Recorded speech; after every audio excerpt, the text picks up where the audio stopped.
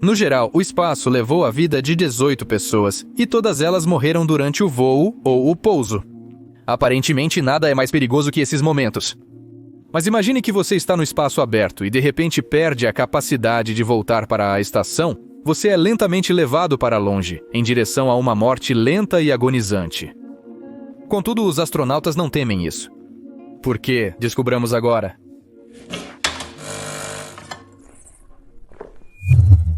Vamos esclarecer a questão principal imediatamente. Astronautas realmente podem ser jogados longe da nave durante uma caminhada espacial. Até agora, nenhuma missão perdeu pessoas dessa maneira assustadora. Mas isso não significa que a Administração Nacional da Aeronáutica e do Espaço não esteja pensando nisso.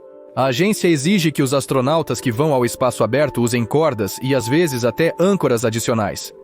Não se pode simplesmente correr além dos limites do navio sem seguro, mesmo numa aventura de 20 minutos. Mas, vamos admitir, qualquer equipamento pode quebrar, e então a pessoa ficará sozinha com o espaço. Momentos de puro terror. Não, espere. Felizmente, há protocolos de ação especiais. Os astronautas vestem trajes de emergência Cypher, criados para salvar pessoas além dos limites da estação espacial. O plano da Administração Nacional da Aeronáutica e do Espaço é que o astronauta, solto da nave, ative o controle manual do traje e retorne a um local seguro. Bem, tudo parece bastante simples até você perceber que a quantidade de combustível nesse traje é estritamente limitada. Se outro astronauta não chegar rapidamente para ajudar, ou se houver problemas com a escotilha, nenhum protocolo poderá salvar. Tudo o que resta a fazer nessa situação é observar o espaço por cerca de 7 horas e meia, até que o ar respirável acabe. Para ser honesto, isso soa terrível. Ou seja, provavelmente seriam 7 horas e meia com vistas incríveis, amanheceres e entardeceres. Mas quando se trata de uma simples expectativa de morte iminente, acredito que a simples consciência de não estar conectado ao navio, cercado apenas pelo espaço que pode facilmente te matar, é extremamente perturbador. No entanto, o astronauta Bruce McCandless, que testou a primeira versão do propulsor a jato, disse que foi divertido. Ele mesmo disse isso. Também estava muito frio, pois o astronauta quase não se movia. E, provavelmente, bonito. McCandless admitiu que se concentrava principalmente no ônibus espacial, sem se distrair olhando ao redor. Mas agora existem mochilas a jato que podem salvar a vida de uma pessoa. Em 1973, os astronautas Pete Conrad e Joe Kerwin não tinham nada similar. Eles estavam fora da estação espacial Skylab, trabalhando em uma bateria solar que estava presa na posição errada. Mas de repente, a bateria se desdobrou e quase lançou os astronautas em voo livre. Felizmente, seus cordões resistiram e ambos voltaram para a estação, rindo. Caramba, sim, os astronautas têm nervos de aço. Mas falaremos mais sobre isso depois. Agora vamos entender como os motores a jato funcionam. O primeiro dispositivo desse tipo surgiu em 1984 e foi usado apenas para reparar satélites de comunicação. Os minerais para uso extremo foram dados aos astronautas apenas em 1994 e eram significativamente mais simples. O astronauta canadense Chris Hadfield disse que basta puxar a alça para um joystick saltar de uma caixinha escondida. Tudo o que resta é apenas se direcionar diretamente para a escotilha. Então, vamos, o que é isso? Como eu já disse, até agora Hanets nunca foi usado em situações extremas. De qualquer forma, não encontramos nenhuma informação com Steve. Parece que todos esses cabos espaciais de seguro são realmente resistentes. Não é só amarrar qualquer corda que você acha jogada perto da saída. As amarras de segurança, feitas de fibras termorresistentes, são fixadas ao cinto do astronauta e se estendem por cerca de 7 inteiros e 50 metros.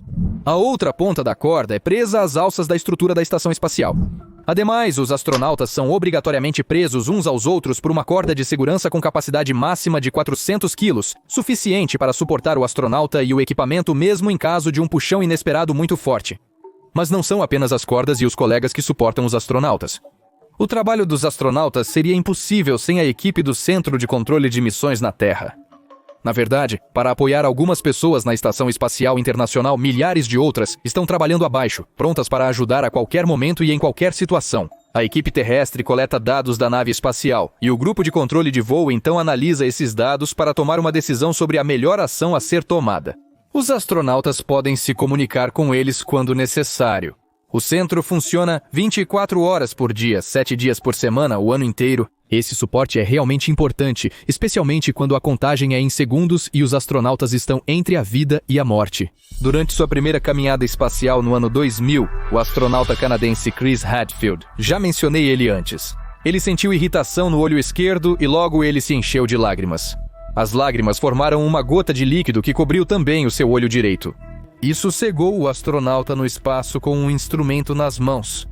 Temeu-se que a queimação fosse causada por um vazamento de gás tóxico dentro do traje espacial. O controle terrestre aconselhou Hadfield a liberar ar apenas para limpar qualquer contaminante. Mas imagine só, estando no espaço, conscientemente liberando o ar que é literalmente a garantia da sua sobrevivência.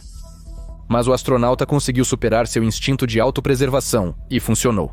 Havia ar suficiente para completar a caminhada espacial. Mas o que teria acontecido se Hadfield tivesse ficado sozinho com seu problema?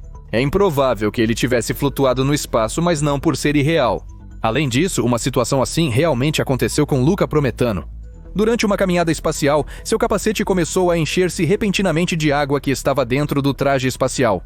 Não lágrimas. Não se esqueça, isso aconteceu no espaço. Ou seja, o líquido não podia pingar ou escorrer para algum lugar nas botas. Ele ficou no capacete, entrou nos olhos, ouvidos e nariz. O astronauta poderia literalmente se afogar no espaço. Ele não ouvia os comandos da Terra, mal via alguma coisa, mas ainda assim conseguiu chegar à escotilha viva. Mais tarde, descobriu-se que a água entrou no traje devido a um sistema de ventilação quebrado. O próprio traje espacial tentou matar Parmitano. Se o astronauta não conseguisse se orientar tão bem praticamente às cegas, é desconhecido como essa história teria terminado. Mas os engenheiros tiraram conclusões e desenvolveram um botão. Em vez de controlar seu traje manualmente ou chegar à escotilha às cegas, você poderá simplesmente pressioná-lo no traje espacial. Isso ativa um sistema que retornará o astronauta à estação no piloto automático, que também pode ser ativado remotamente a partir da estação caso o astronauta saia do curso, não apenas a corda ou o traje espacial. Contudo, criar tal mecanismo revelou-se desafiador. No espaço, não há pontos de referência para traçar rotas automaticamente. Ei, sim, não vá para casa, vá para casa. Mas o mais importante no espaço, não importa quão extrema seja a situação, é sempre manter a calma.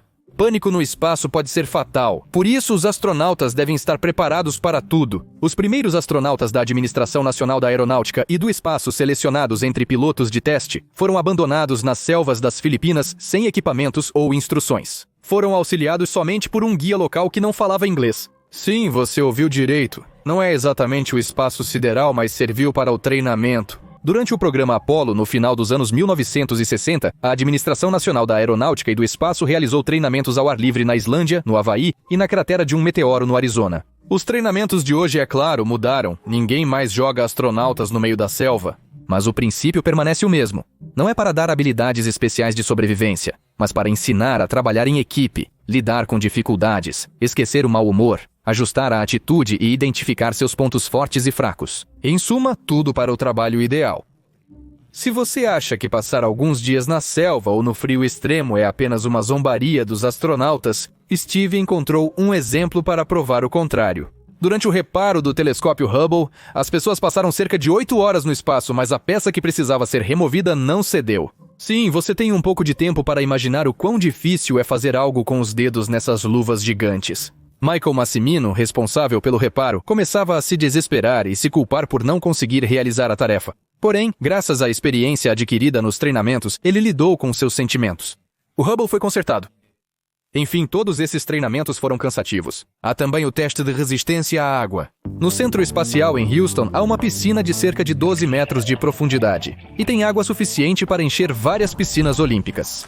No interior, há uma réplica da Estação Espacial Internacional. Neste objeto, chamado de Laboratório de Flutuação Neutra, futuros astronautas treinam para sair no espaço aberto.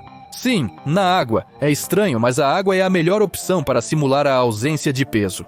Coloque o candidato a astronauta em um traje espacial com peso adicional e ele ficará neutro na água, sem flutuar ou afundar. Suspensos nesse estado, os candidatos passam horas na piscina, realizando reparos e outras tarefas de uma estação espacial simulada. Eles estão repetindo a sensação de ausência de peso. E tudo isso soa bem, muito melhor do que sobreviver na selva. Mas quando pensei que essa preparação especial para astronautas estava acabando, Steve encontrou informações sobre o que eles chamam de psicologia aeroespacial. Concordo, é um nome estranho. Não tem nada a ver com o conhecido zodíaco ou qualquer outra bobagem astrológica. Psicólogos aeroespaciais ajudam os astronautas. Até mesmo as primeiras pessoas a bordo de estações espaciais já experimentaram forte estresse psicológico, isolamento, dificuldades de comunicação, risco de depressão, solidão. Para lidar com tudo isso é necessário ter muita resiliência psicológica. Mesmo conversas regulares com especialistas antes, durante e após o voo não podem garantir que uma pessoa suportará a estadia na Estação Espacial Internacional. É por isso que os astronautas passam por uma seleção extremamente rigorosa. Os psicólogos aeroespaciais selecionam os melhores entre os melhores. Considerando tudo o que já mencionei, não é surpreendente que se tornar um astronauta seja tão difícil que quase parece irreal. Em 1988, Clayton Anderson se juntou à Administração Nacional da Aeronáutica e do Espaço como estagiário. Em 1993, ele passou a trabalhar em tempo integral como engenheiro. No mesmo ano, ele se candidatou para ser astronauta. A primeira aplicação? Dos 15 homens, eles recusaram repetidamente. Mas ele não desistiu, melhorando gradualmente seu currículo. Aprendeu a mergulhar com cilindro, pilotar um avião, subiu na escada da carreira. E, finalmente, quando Clayton já estava quase desistindo, a Administração Nacional da Aeronáutica e do Espaço finalmente o notou. Hoje, Clayton é um astronauta aposentado que, durante sua carreira, realizou 6 caminhadas espaciais. Em suma, se você precisa de um exemplo de como é importante acreditar em seu sonho e os filmes da Disney já não funcionam, leia a história dele. Mas, sabe, enquanto estávamos criando este vídeo, um pensamento não me deixava em paz. E se o cabo que segura o astronauta amarrado à estação espacial se soltar por si só? E se alguém o desengatar? Então, um assassinato aconteceria no espaço? Ou seria uma tentativa de assassinato? E se o propulsor funcionar, o astronauta conseguirá chegar a um lugar seguro? E o que fazer nesse caso? Existem normas de direito internacional, mas a Estação Espacial Internacional não é território de nenhum país. Investigar um assassinato no espaço seria mais difícil e complicado do que crimes na Terra. Tudo é muito complicado. Por um lado, acredita-se que as leis do país que enviou tudo isso para o espaço se aplicam no território da estação espacial ou navio. Assim, se um astronauta americano for acusado de matar outro americano durante um voo em uma nave da Administração Nacional da Aeronáutica e do Espaço, ele será julgado segundo as leis dos Estados Unidos da América. Tudo pode se tornar um pouco mais complicado se o assassinato ocorrer na Estação Espacial Internacional e o suposto assassino e a vítima forem cidadãos de países diferentes. Nesses casos, deve-se resolver de acordo com as leis do país do criminoso, mas em algumas situações, a jurisdição pode passar para o país da vítima. É melhor não considerar sobre qual país a estação estava voando quando o crime ocorreu. Imagine o que acontecerá quando lançarem hotéis espaciais. Certamente haverá vários crimes acontecendo lá. Porque é uma coisa astronautas treinados, prontos para tudo, e outra coisa completamente diferente são turistas. Neste caso, um detetive espacial deve ser enviado para o hotel espacial. Eu não sei, até breve.